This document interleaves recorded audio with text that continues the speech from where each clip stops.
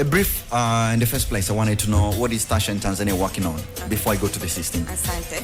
So Stasha in Tanzania ni taasisi ya vijana inayo empower vijana kuweza kuona fursa ziko wapi na pia inasaidia katika masuala ya talents. Okay, vijana wako na talanta wapi, wanapataje hizo opportunity, pia exposure, exposure kama utandawazi, kama ili kuweza kufahamu teknolojia ambazo ni chanya pamoja na cultural exchange. Subsan. All right, so I think going to the system, Mr. Dean, you'll be the one to probably explain. What are we seeing in front of us today? Well, Lexi may be able... How can I help you today? Maybe you ask Lexi. Wow. Ask her what she is. Yes. Oh, the name is Lexi. Yes. Lexi, good morning. Oh, hang on. Hi, Lexi. So good morning. My name is Lexi, and I'm a holographic assistant created to help with a wide range of inquiries. How can I assist you today? Wow, thank you very much. How do you find it being in this place this morning? I'm sure she knows where she is. Kwa hiyo kama nilivyoelewa I'm just a hologram, so I don't experience the world like humans do. But I'm happy to be here and ready to help you with whatever you need. How is your morning going? it's going very well. We're happy to have your colleagues from Stasha in Tanzania.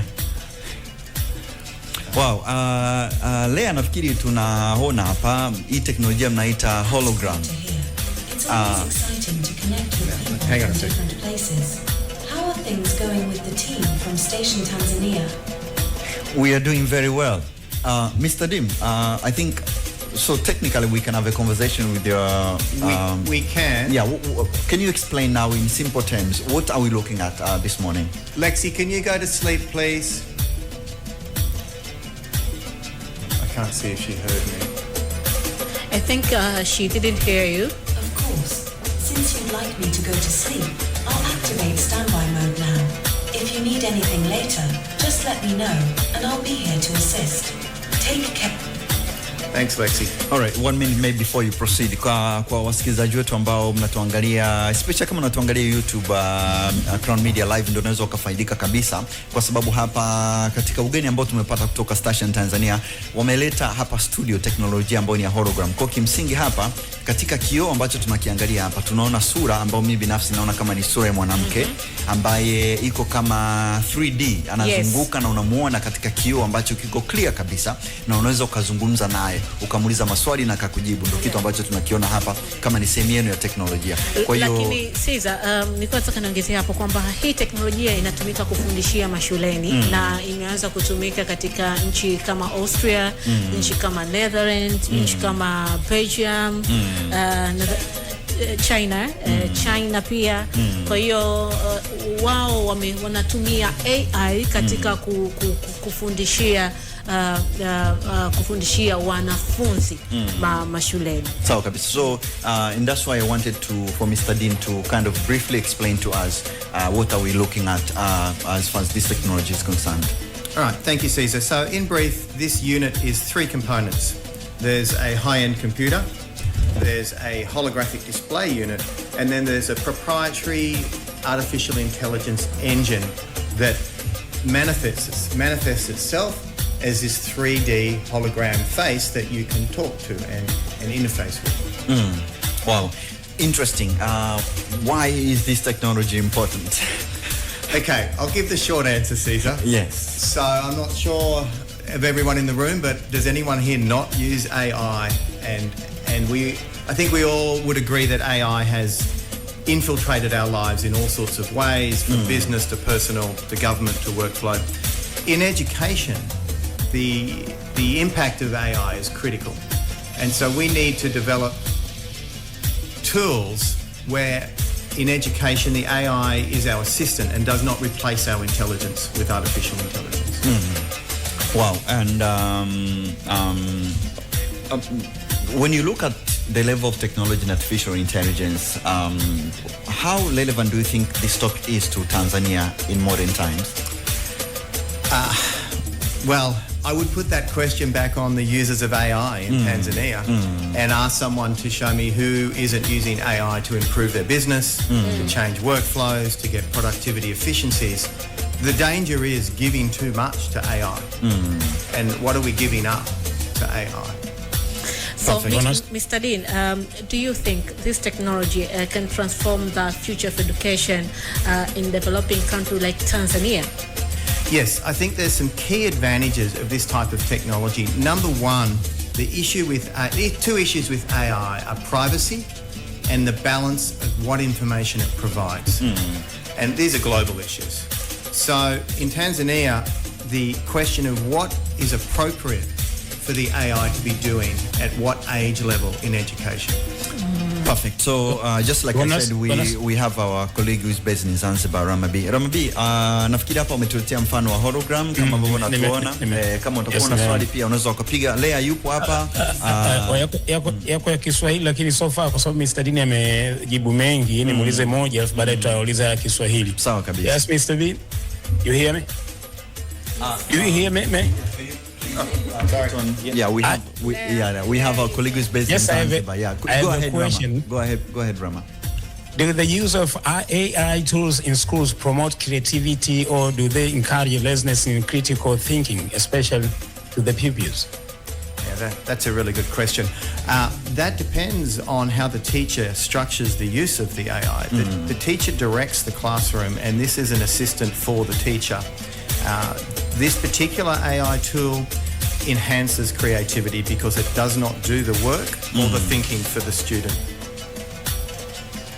So it depends on the use, and being cautious that AI can actually challenge the critical thinking among students. Ramabi, if you have any follow-up questions, we have about 30 seconds before we go. Nije kwa Kiswahili sasa. Katika hali ya kawaida tunasema AI inaweza kutumika kutatua changamoto kubwa za Afrika, mfano mabadiliko ya tabia nchi, magonjwa, uzalishaji wa chakula, ili lije kwa wengine hapo. Wanaweza kutufafanulia kiasi? Lea, nafikiri tatua haya matatizo yote kwa sababu huunganisha dunia yote kuwa kitu kimoja kupitia taarifa. Kwa changamoto ambazo wamepitia nchi nyingine, nchi mbalimbali, taarifa hizo zinaweza zikafikia na sisi hapa kuweza kujifunza kupitia hizo taarifa, na sisi tunaweza tukatatuaje. Hivyo ndivyo ambavyo AI inaweza kutusaidia. So Mr. Dean, the question was Ramabi wanted to understand how artificial intelligence can be used to solve African issues such as climate change and food production. So Lea was responding to that question. Makrina, ulikuwa na swali kabla nisiuliza la kwanza? Nilikuwa na swali, nadhani nitamuuliza Lea kwa sababu ana experience ya Tanzania zaidi, lakini pia nitamuuliza Mr. Dean. In our country we don't have policies that guide AI, and so how can government can create policy that encourage AI innovation and did not affect the student or the teacher or the education system here in Tanzania? Well, I think that's an essential design process for government to get involved with, firstly. The way I would usually do that is through a consultation process, because the teachers are at the forefront of what's going on in the classroom. Students are already using AI. It's not a question of whether or not it should be used, it's already been used. So then the question then becomes, how is it best used in the classroom to encourage creativity and make sure we don't lose our human intelligence. You're very right. And then I wanted to kind of have a broader conversation around the involvement of the private sector in the whole issue or the whole agenda of artificial intelligence. How do you see it playing out? The question is, what happens to the data? And so privacy is an issue that sometimes comes back to bite years down the track. And so the key thing about bringing artificial intelligence into the sector is to make sure you're balancing privacy and use of people's data with making sure that there's learning and appropriate type of learning going on. For those that think that at some moment the artificial intelligence will be ahead of humans and taking over our jobs, and especially to students, as we're talking about learning environment right now, what are you saying on that? I'm saying that any job that involves workflow, analysis, research, word processing, or a repetitive task AI can do, but that doesn't mean AI can do it better than a human. And I've got lots of examples where... How AI can do better than a human? Why a human can direct AI to do something? Because an AI is still not capable of discernment. And there's a lot involved in the human brain that just happens like that. And we can't replace that with AI. Okay, so I want to come back to this technology that you're looking at right now, and I don't want to lose the focus on the hologram. I want to hear more about the hologram that you're actually presenting to us today, and how can we put this one to use? All right, so 80% of communication is through facial expressions. So we're really good at typing, we're really good at audio, but it's the facial expressions that really help us communicate, particularly in the early stages and teenagers when they're learning how to fit into the world, how the world works. So the big advantage of Lexi is you've got those facial expressions happening as part of learning, and that's the 3D aspect.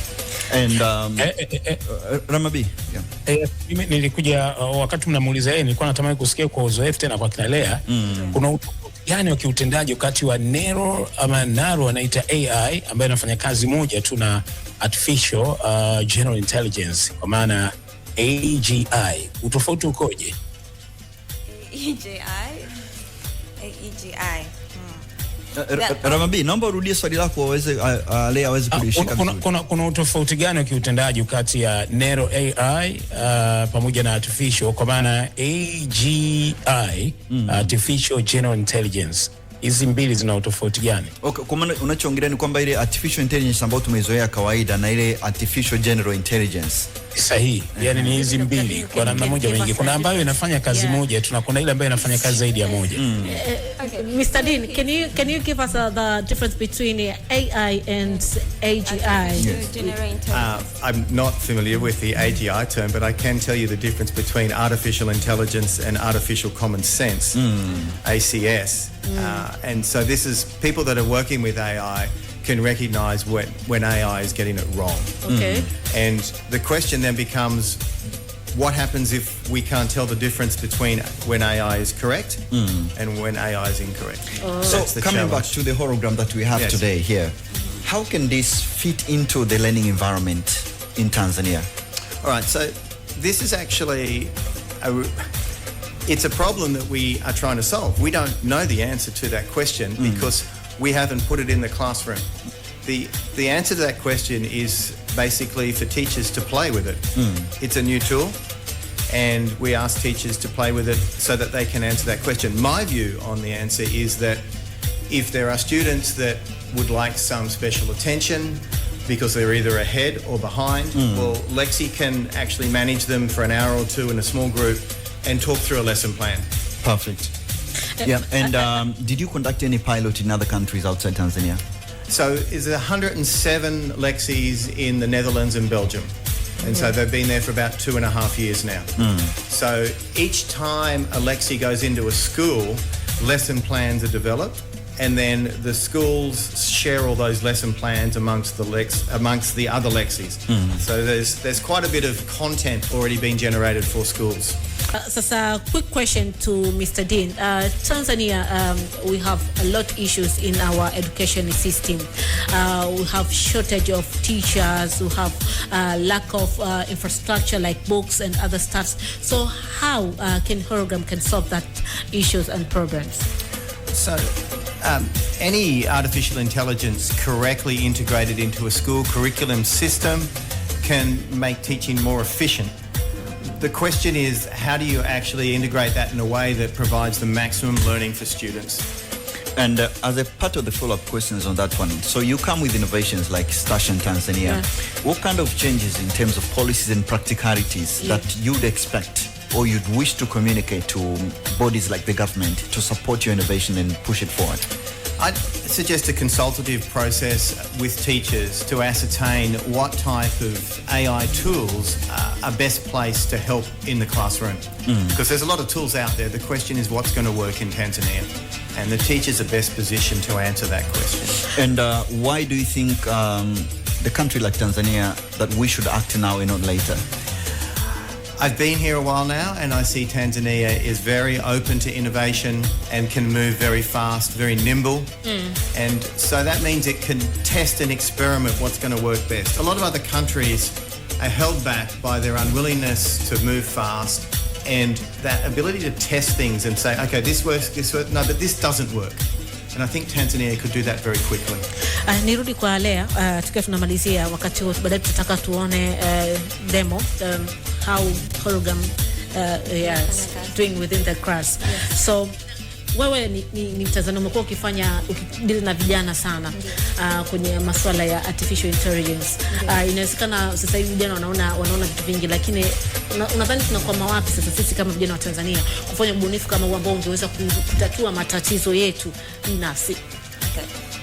Nahisi tunapokwama maybe ni kuweza kupata nafasi kama fursa au platform ya kuweza kushowcase vipaji vyetu au vipawa vyetu, na pia kupata exposure kuinteract na wengine ambao labda wanaoelewa zaidi, kwa sababu mawazo au akili ya kijana inapanuka zaidi pale anapo interact na watu wenye different backgrounds.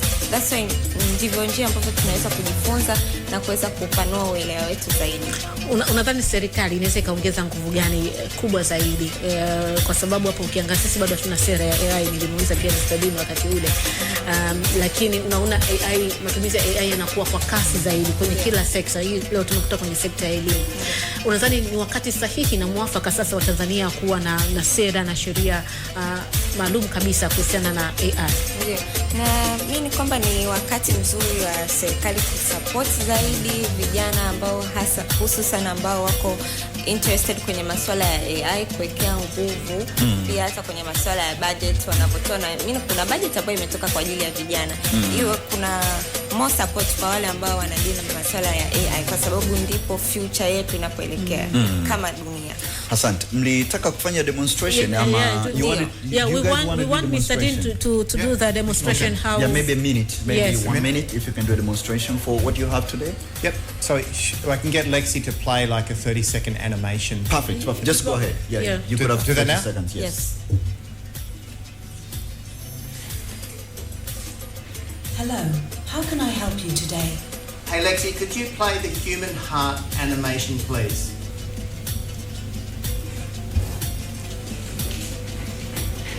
Next in a process. Sure thing. I'll play the animation biology lesson, Anatomy of the Heart, for you.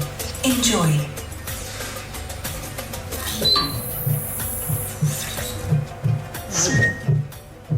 The heart consists of 4 chambers. These are the ventricles. These are the atria. And these are the pulmonary and aortic valves.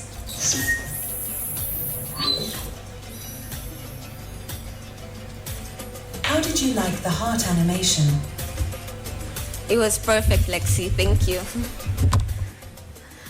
Hey, would you like another one? So can you direct? For the sake of time, I think that's If fine. you have any more questions or need help with anything else, just let me know.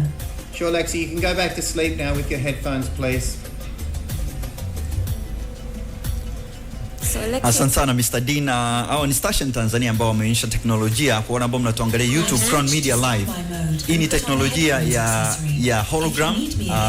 Just let me labda teknolojia hologram ambayo wanasema inaweza kutumika katika kufundishia, na hasa wale wanafunzi ambao umesema wanaweza kuwa wanahitaji special care, mwanafunzi ambaye labda ni slow kuelewa, anaweza hii kutumika katika kufundisha. Yani kitu kikubwa ambacho nimependa kwa hologram, umeona namna tumezoea tunaona moyo kwenye karatasi na ambao mwalimu anachosa, nyingine tunaokosea, lakini hapa tunauona moyo unavyokuja kwenye mtindo wa 3D.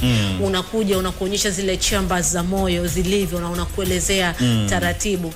So Mr. Dini, do you have any plan to put hologram in Swahili? Because our education system on primary stage, we use Swahili as the main language for teaching. Yeah, 10 seconds. All right, so the quick answer is yes. Within a couple of weeks, Lexi will be speaking conversational Swahili and fluent in nearly every language globally. What can I do for you? Well, School suit. I wanted to clarify. Station Tanzania has come with school suit. This is school suit and media hologram who are presenting this hologram. All right, we're headed to the end. On a closure, Mr. Dean, what do you think are the quickest, maybe 1, 2, 3 things that you expect as a support maybe from the government and other partners to make getting the AI dream a reality on the ground? Number one is be open to innovation. This AI is here. We can't deny it's here. The question is how we use it in the classroom or even as a companion. AI needs to make sure it helps us, not takes over. Tupo mwaka wa mbele. Imewashika.